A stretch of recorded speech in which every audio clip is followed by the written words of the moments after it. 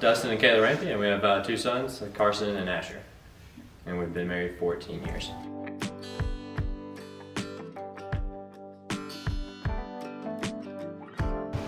We met through mutual friends.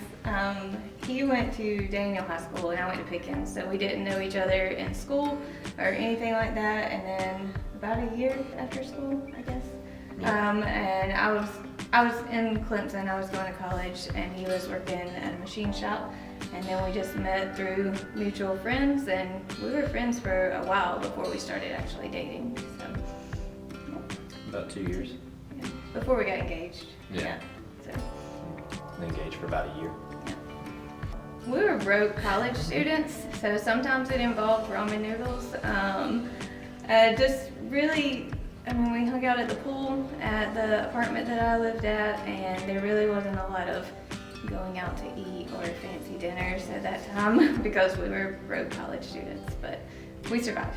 So no. It was probably hanging out with a bunch of our other friends I'm too, sure it because was. we had a good group of friends that we all hung out with. Definitely it was me. I'm a deep romantic. Deeply. But it was it was for sure definitely me. Yeah. Probably, yeah. I would say it probably didn't take me too long. She was and is very, very beautiful. So we were very much in line with many, I guess, things that we believe. So that I think that helps greatly. And still to this day, we pretty much view most things in line and the same. With me, I don't know, I had a little bit of trust issues starting out just from past relationships and things. And so we, when we were dating, we took a break at one point in time because it was just a lot with college and everything going on. So we took a break, and then we met up months later, I don't know how many months later or something, and we just picked up right where we left off. And I think at that point, it was like we knew that it was real at that point. Not that that was like the moment, I don't know about the one kind of situation, but it was one of those moments where it was like we knew that's what the future was holding. It was just in God's timing. So we went kayaking because he was working at Confluence at that time. So we had a few kayaks, but we always went kayaking, and we went out to the lake and went out to this little beach kind of area, which we normally did. And we were hanging out there, and then I turned around, and for some reason he was down on one knee, and he proposed to me, and I said yes. And then afterwards, of course, I fussed at him for carrying that ring in his swimming trunks pocket across the lake, because it was a rough day on the lake, and I was like, I'm glad we didn't fall out. That's how you know you're doing it right. Yeah. You're getting in trouble. I mean, right? Yeah. So, but it worked out. So it did work out, and we did not lose the ring. Like you did your wedding ring in that. I gave it to you. That's on you at that point. Yeah. So it was fun stuff. My mom, she definitely approved of Kayla. Winner.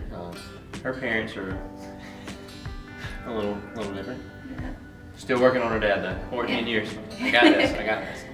My dad, he's a little protective because I'm the youngest daughter. So I don't think he liked anybody I ever dated, or hardly. He was not very approving of anything. But now he does. He does love him in his own way. But everybody gets along now, and our families are great. So very important. Yeah. I think dad's approval is always important. Mom too, but you want your families to be able to get along so you can grow as a family. And we spend a lot of time with family. Family's a big part of our lives. Yeah. So we've had quite a few trials. Probably our biggest one, I'll let her speak on that, because we had a miscarriage before our first son. So that was probably one of the, I think, bigger ones that led us to have to look and depend on God's strength instead of our own. So. Yeah, that was probably our hardest. Starting out when we were dating, and after we got married, we had just gotten back into church. And so you think about like the dating years, we didn't have that hope in Christ, and that made the trials a whole lot harder. Because we didn't really have a lot to rely on, and so we were just trying to wing it and make it on our own. And that was tough. Because there was always that, if it doesn't work out, we can just run. We can just like leave or something. And then as we started going to church together and moved forward with each other. I thank God for that, because we had the strength to get through some of our hardest times. Because when we had our first miscarriage, it was devastating, and we kind of stayed to ourselves. We kind of secluded ourselves from everyone. And then we had Carson, and everything was going great. And then we had our second miscarriage after that, before we had Asher. And it was just really hard. So when I had Asher, there's a lot of postpartum depression, and that will really test your marriage in a way, because it takes a lot of patience from your husband to be able to survive that. I was struggling, and I was raising 2 young boys. Carson was about 2.5, and I had a newborn, and I was trying to survive that. He's working full time, and it was just a lot of work, and in ministry at the same time too. So we were just trying to juggle a lot during that, and that was a very trying time. And I think it takes time. You know, it's a battle that you face every day, but with God, we were able to make through it. So I would say probably to seek advice or counseling from a spiritual leader, or because they're gonna help equip you with the things that you're overlooking, you're not thinking, or give you, or even just resources, because you feel like you know the person when you're going in, and then a decade later or 5 years later, you realize you're still learning things about them. So to, I guess, seek those things and just try to go into it with resources and some understanding that, hey, this is a continuing thing. Like, you're always going to be learning something new. You're always going to be going through something new, and you're going to need to know how to face those and get through those things.